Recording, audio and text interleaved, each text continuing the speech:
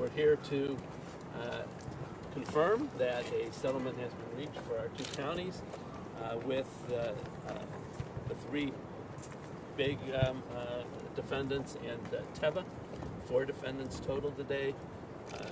The settlement does not bring things to an end. It is, though, a very good development for the people of our counties. Is it enough? Well, we've been suffering for years with this opioid crisis. It's been devastating to the people of our communities, and this settlement helps us address the mitigation of the terrible damage that's been caused. There's still more to go, and we're going to continue to work on it. You know, the long-term impact on our children that have been byproducts of this health crisis won't end just because the settlement has been done. So the question is, how much is enough? This is not enough. $8 billion was asked. $260 million is a lot less. I'm sorry? $260 million is a lot less than the $8 billion that was asked, right? Well, this isn't the end of the trial.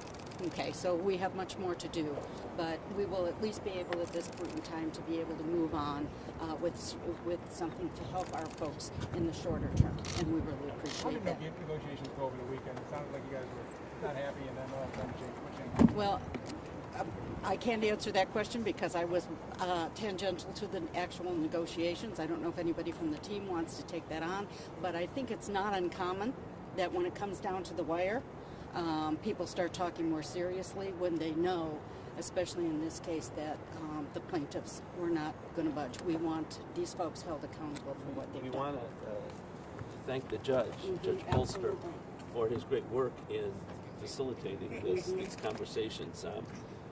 His focus, as was all of ours, was a global settlement, if that could have been reached. That was what was the focus on Friday.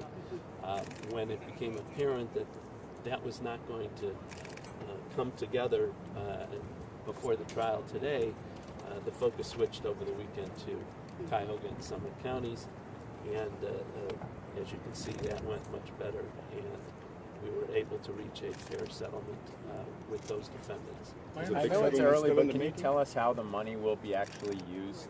Sure.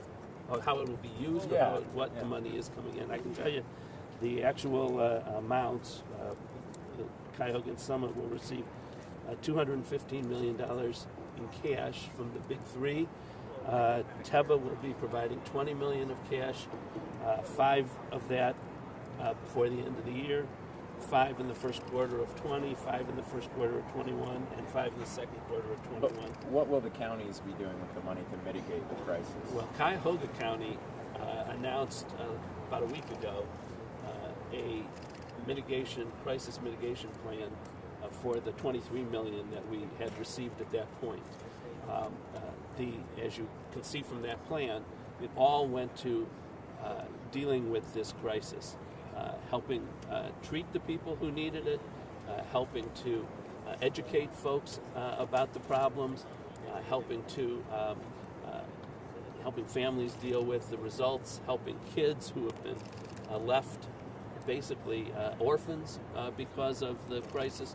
So we have a lot of needs in the counties, and while this doesn't solve the problems, it helps go a long way. We'll be consulting with the same experts we've consulted with over the last weeks and months to help us decide the best way to use these funds. And I want to publicly thank Governor DeWine for coming out for counties and municipalities and standing shoulder to shoulder with the communities who have borne the burden of these expenses. We are looking at utilizing this money for treatment and getting people into programs and assisting first responders as they deal with this crisis. And again, Cuyahoga County, Summit County are just typical examples of what these drugs have done throughout this country.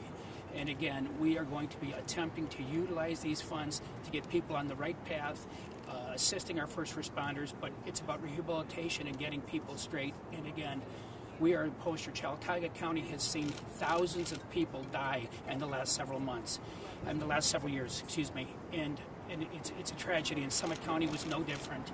And again, our thoughts and prayers with the families who are continuing to suffer from these addictions and assisting them in getting this country back on the right path. And I would also say, I hope the people in Washington acknowledge the situations that we have been bearing and pass laws to prevent these actions from ever happening again in this country.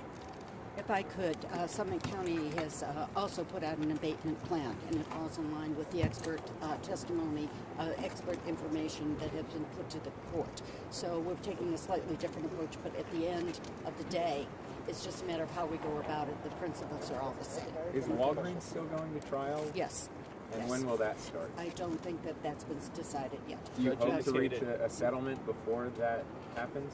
We'll with have them? to see how that goes. But I also would like to thank the folks that are standing behind us that have worked so hard to bring everything together here and to send a message loud and clear that enough is enough and these behaviors need to stop.